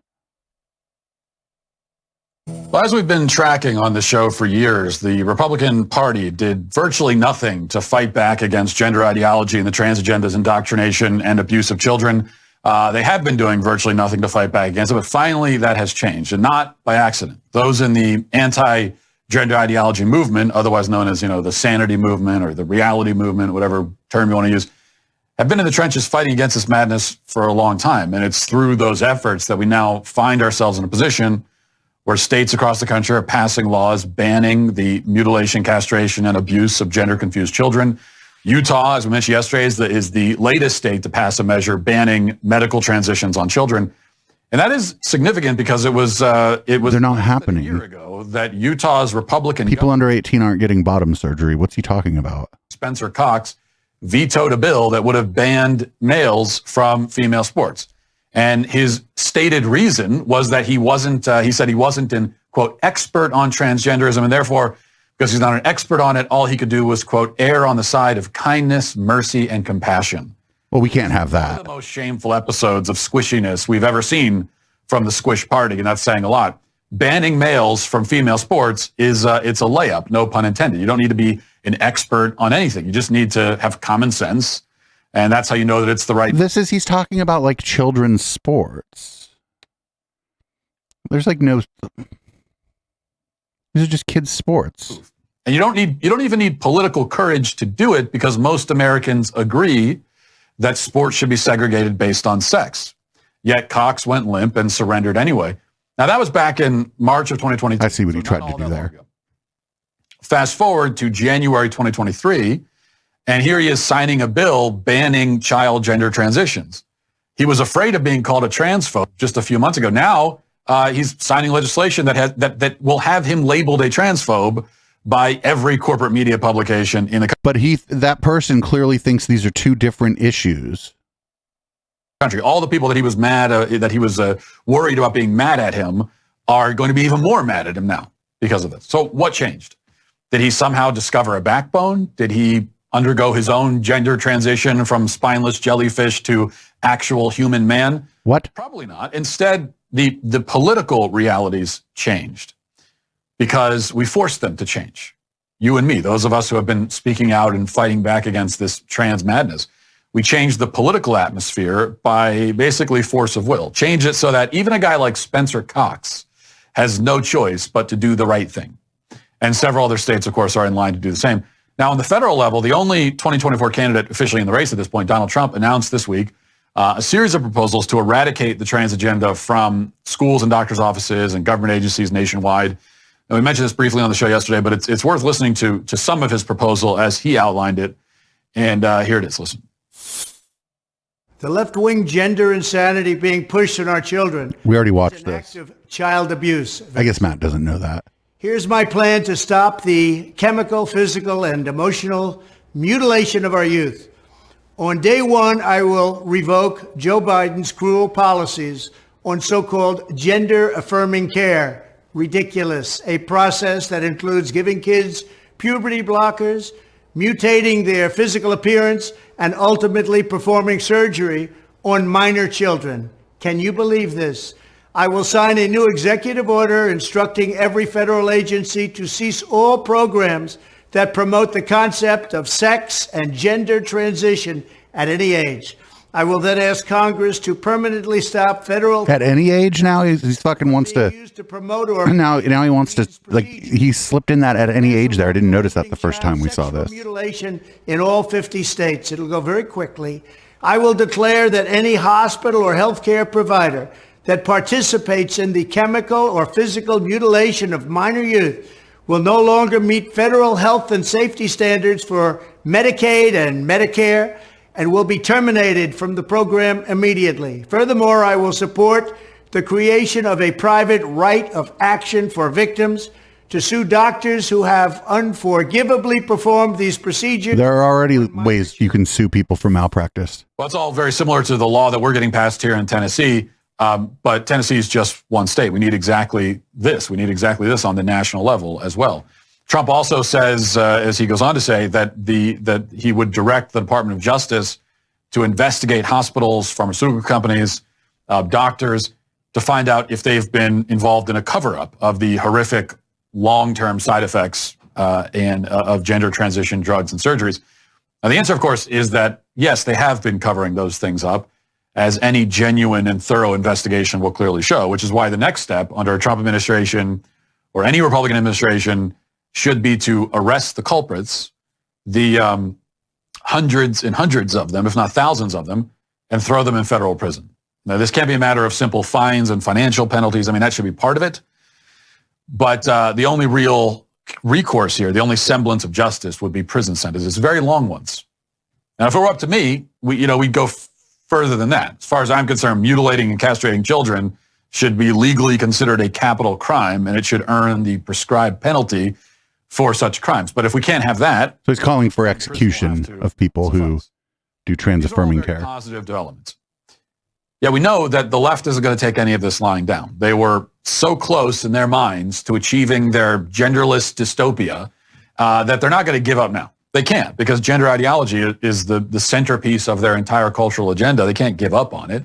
They can't give it up without giving the whole game away, which they're not going to do. And so while red states move to protect children from these forms of physical and sexual abuse, blue states are doubling down on the abuse and doing everything in their power to ensure that more and more kids are fed into the, transgender wood chipper. Whoa, dude. Yo. Well, I mean, that was what it was. He basically he said that if it was up to him, he'd have people executed. He's like, oh, the left has made this their thing that they, their thing or whatever. Well, people like me wouldn't be talking about this very much at all right now if there wasn't like basically a blood libel moral panic going around about this. The bird they tried to fly with CRT didn't work so well, so they had to move on to going after like transgender, and by extension, it ends up fucking going after other queer people. And because the way bigotry always works, it's going to hurt cis people too. There's going to be unintended consequences for cis people as well. Up next, we got Charlie Kirk. Charlie Kirk and his guest are going to do a racism together, if you could imagine that. You have heads of art museums saying the Western tradition, 5,000 years of art, is racist because there weren't black sculptors in 5th century BC Athens. Well, there were no blacks in 5th century BC Athens, but they're willing to tell young people coming to museums for the first time. Wait, there were black people. See this collection through the lens of racial exclusion, which is poison. Yes. Classical music heads are also saying, the reason that there were no black composers in 15th century Flanders is racism. No, demographically, Europe was white until the 20th century. So whoa. Heartbreaking. But yes, up to a point, you're right, that the elite white perpetrators of racial preferences, when it comes to their own immediate lives, do expect that merit will triumph. On the other hand, for their own institutions, corporations are mandating that managers get promoted based on their own hiring of blacks and promotion of blacks, and are setting just preposterous hiring standards that can't possibly be met given the academic skills gap. I mean, it doesn't matter what objective. 10 seconds. Sorry, Heather, we're up against a break, but we're going to have you back. And to just close the point, show me anything from the third world that is as beautiful as Beethoven's Fifth. You can't. Some things are more beautiful than others. Heather, thank you so much. The what he calls the third world was pillaged. And not for nothing, they kept a lot of the artifacts, didn't they? Why'd they keep the artifacts? Maybe, what do you mean there was nothing beautiful, or there wasn't anything beautiful like Beethoven's Fifth? They kept the artifacts. They pillaged the artifacts for a reason.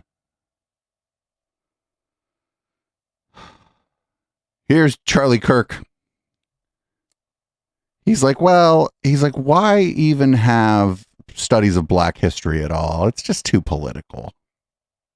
Ron DeSantis has been unbelievably effective on an educational rampage, you could call it. A couple weeks ago, you might have heard that Florida State Board of Education rejected the College Board's proposed AP African American Studies class. This is a course that would supposedly offer college-level instruction in black studies to high school kids. They claim it's been in the works for a decade, though it obviously got slapped together after George Floyd.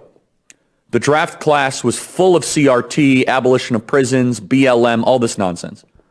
And so Florida just said, no, we're not going to do this. This violates our laws, has no educational value. And yesterday, the College Board totally caved. They released a revised syllabus for the class, which took out CRT, BLM, and all of this nonsense from Ta-Nehisi Coates, from Harry Rogers and Ibram X. Kendi and Nicole Hannah-Jones. Oh, have one of those people on to talk to you. I still don't think Florida should approve a Black Studies curriculum. Black Studies is always going to be politicized, and we should not have high school studies based on race, period. There shouldn't be white studies. There should not be Latino studies. Racially themed classes are not appropriate in an educational environment. Now, if Florida does approve the class, it's still been a show of force and it's been a win. And the left is beginning to just lose their mind on this. They can't comprehend how effective Ron DeSantis has been in pushing back against critical race theory, postmodernism, post-structuralism, fighting for objective truth, the pursuit of goodness and beauty. Ron DeSantis has done more in the crusade for parent-centered, pro-American, decent, common-sense education than any other Republican that I can think of. And why is not every Republican doing this? It's a really good question. He chose the word crusade, which is, I would agree with him that this is a bit like a religious crusade. The idea, like, oh, Black Studies is political. Why? What? Why? I mean, they just want to say that so that they don't, they can't really say maybe what they really mean or whatever. They're just like, oh, this is too political. And it's like, oh, you mean this is too black. Anyway, we got this video appears to be from TikTok. I found it on Twitter. A new slur just dropped, y'all. Check this out. The term cisgender is rooted in division and needs to be removed from everyday society. Cisgender is used by the left to continuously confuse people that are completely content with themselves to identify with something else.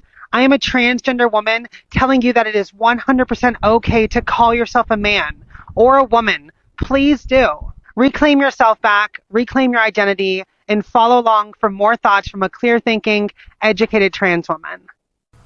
Thank you guys so much for the love and support. It's almost like the Republicans and the conservatives that have seen my video and have something to say only say something nice. So the golden rule still applies. For years, I was so scared to come out and talk about my Republican values because of the alphabet gang, which I just heard that they were referred to.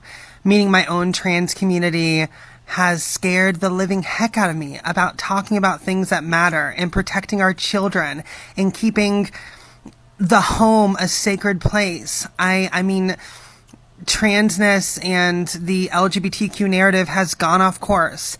Be who you are, but just turn the volume down a little bit. I can't wait for you guys to hear more from me, and thank you again.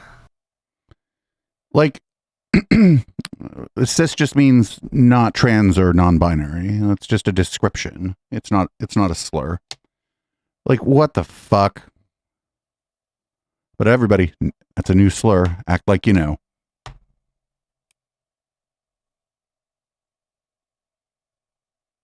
And we're going to talk about furries again. Not like, good stuff about like good times that you might have had at a furry event or anything like that. No, this is Senate Committee on Finance in the state of Texas, Senate Committee on Finance. And the furries just keep coming up. Secondly, and it goes to authority, and I've been having conversations with members of your staff, and it's related to school districts. And so just on the record, I'm told school districts have the opportunity to call the Attorney General in on multiple facets of things they are now facing because of this culture we find ourselves in different value systems at rural districts specifically, that they are fearful of engaging for fear of legal and lawsuit. So as we go down this authority, and Senator Kokorst, I think on the county level, and obviously legislative intent and laws being passed for the intent didn't mean to tie up locals in lawsuits they can't afford, nor run from defense of those. whatever it takes to clarify where you're at, and I understand the cost and limited resource you have, and I never want to make it an imposition. I think what I understood is school districts have the option, but they can decline, or if you ask, or you can inquire, but I don't want to make it an imposition, but I am very much seeing this attack on limited tax bases, i.e. people that don't have resources, but just establish precedent and to get the momentum back on their side. So whatever it takes to kind of clarify where you need clarification, whatever it takes to get the message out to my locals, because school boards are under attack. I have 150 of those districts, and every one of them are facing the furry conversations and a bunch of other junk now. So I need you involved if they choose to let you. And if you don't think you have that authority, let me know. The furry conversations. Those are just people freaking out at the school board meetings about, like, they're supposedly being furries at school, and there's like a litter box for the kitty to pee in. Get the fuck out of here. Well, we're coming up kind of close to the end of this. Here's you'll love to see it. This is Sebastian Gorka having a bit of a meltdown over a gay romance in The Last of Us. 52 minutes of the episode. 52 minutes of this episode that's supposed to be about zombies and saving humanity is a gay romance between two hirsute bearded men. One a survivalist and one a little bit more clearly homosexual. They're naked, they get in bed, they have sex, they share strawberries. You can watch it yourself if you wish to. There's a rule in story making. Whether you're writing a book, a novel, a TV show, or film, every actor, every scene must have one purpose: to drive the story forward. If the actor, the character, the scene doesn't drive the story forward, it must be jettisoned. For 50 plus minutes, we have a gay romance. Why? Well, the story is partially about a gay romance. Less than 2% of the population are homosexuals. That's not true. They had a record viewership for this show. I guarantee you millions of people, maybe tens of millions of people switched off, and maybe some of them canceled their HBO subscription. But he just said they had record viewership for the show. It is a culture war. They are hostages to their own ideology, and they will ruin everything. Why? Because they have one goal. Whether it's the mutilation of children with transgender transition surgery, whether it's the wokeification of the military, the schools, Hollywood, TV shows, it is assault on the values that our civilization is built upon. And it is more directly an assault on the building blocks of our civilization, and that is the family. HBO, we know what you're doing. Do not support entities like HBO. I love that he said, oh, they had record viewership, but I bet a bunch of people canceled their subscription. That's not how that works. When you get record viewership on something, that generally means that people subscribe to your service just to watch it. So we'll do two more. We'll go a few minutes over, even though the podcast is already fucking 2 hours instead of 1 this week. We're going to wade into the discourse about the gym. So here's a tiny dancer, Ben Shapiro, going to talk about how maybe they should just have women-only gyms, which do exist, by the way. Okay, so again, you are filming yourself at the gym to do this. And this has become a way of grabbing sort of victimhood, but a couple of quick solutions for all of this. Okay, one, you could theoretically have separate gyms. There are a lot of women in the Orthodox Jewish community who prefer to work out at separate gyms specifically to avoid this, right? They work out at female-only gyms and males work out at male-only gyms. Another way to avoid this is presumably that you work out with a group of women. You could do that. There are many things that can be done. If this really bothers you, there are things that you can do to alleviate this problem. But pretending that men are not going to glance at you, or that can be alleviated by societally beating it out of them or by shaming them on TikTok is ridiculous.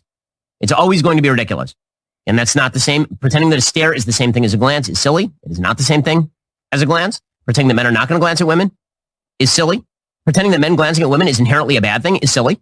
Again, that's how I would say virtually all dates get started this way. But because it's become a TikTok viral trend, we have to comment on it because, again, the idea from our culture is that human nature does not exist. And so all things I don't like are societal creations of, quote unquote, the patriarchy. And therefore, if a guy stares at me while I'm dressed in spandex, then it must be because the patriarchy indoctrinated him to do so. So one thing that's missing here is maybe if somebody decides to film this, I don't think you should film people at the gym. I just think it's, I think you should maybe contact security at the gym if something like this is happening. Maybe by the time somebody decides to bust out their phone and film this, maybe it's because this fucking dude has been leering at them the last 3 times or last 3 times they were at the gym or for the last 20 minutes or an hour. And they're, they don't really have any other way to deal with it other than to try to like shame this person.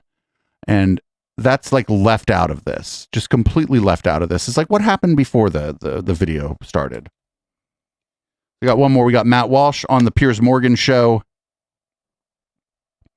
talking about how if you don't, basically policing women's clothes at the gym. Not for nothing at the gym, you can't wear a bunch of loose fitting clothes. It's unsafe. Like what I'm wearing right now, like loose jeans and a sweatshirt, and that is not safe to be around like most of the gym equipment. But, whatever. I don't think you can avoid looking at people because I'm looking at them to see what their form's like, how they're carrying certain weights, are they carrying more than me, male or female, I don't really care. I'm quite curious about other people using a gym. Am I now going to be something appearing on Instagram, influencers sites as some sort of... Well, you could go talk to them. You could be like, hey, what are you doing here? I'm can you help me out here? I'm curious what you're doing over here. You could go talk to them like a normal person. Perv? Well, it's possible. And look, by the way, I don't mean to be a victim blamer here, but could we also say that if you're a woman and you don't want men to notice you in the gym, maybe wear more than your underwear to go work out? I mean, that's the one thing. These women in these videos, they're wearing sports bras and like... Well, what the motherfucker, what do you think a sports bra is for? Pants. I mean, how about put some clothes on if you don't want people to look at you? Those are clothes. And I'm sorry, I'm going to quote Margaret Atwood here, that men are afraid of women laughing at them, women are afraid that men are going to kill them. It is not okay to say that it's a woman's fault for wearing the wrong thing. You think the people looking over at people using some equipment in a gym are going to kill them? I think that taking photographs is threatening, staring at people is threatening. But the ones photographing it are these Instagram influencers. No, they're not. They are videoing videoing men taking photographs of them and living. Final word. They're basically they're trying to shame women for wearing workout clothes at the gym. That's it. You can't wear a bunch of loose stuff to the gym. It's unsafe. That's it. Anyway, that's been the podcast. It's been 2 hours of fucking... I don't even believe in hell, but sure. 2 hours of hell. We're not going anywhere. We got Red Light coming up in a minute here. This week for Red Light, I have some interesting stuff, and we'll probably stick around well past the things that I have on this list and look at some other things. We got old Madison Star Moon, got her computer working again, and she's cranking out a bunch of edited videos, and they all suck. Hunter Biden's laptop passed through a lot of hands, apparently. We got Russell Brand. How far has Russell Brand fallen? We got somebody ghosting Roger Stone. I think that's Praxis. We got a new QAnon storm, and then anti-vax Jim Cramer, a.k.a. Steve Kirsch, got absolutely fucking destroyed in a Twitter space about COVID and vaccines because he doesn't know what the fuck he's talking about, and he was in there with somebody who does. This is Boomers by Periscope. When I come back, my drink will, the contents of my drink will have changed, and the color of the lighting will have changed. I'll be back for Red Light. Thanks, everybody, for hanging out. See you on the flip side.